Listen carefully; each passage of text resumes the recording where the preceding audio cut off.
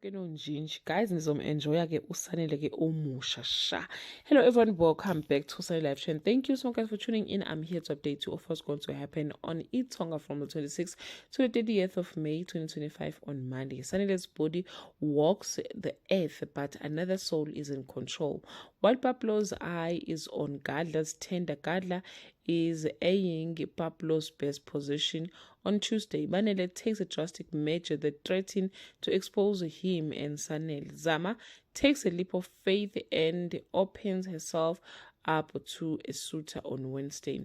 Banele gambles on peace with Gadla but walks away with nothing but shame. Makumalo and Bali begins to fear the man they love is slipping away from them on Thursday.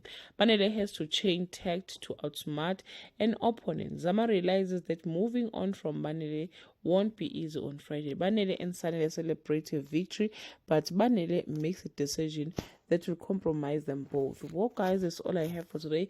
You can leave your comment below and share your opinion. Bye.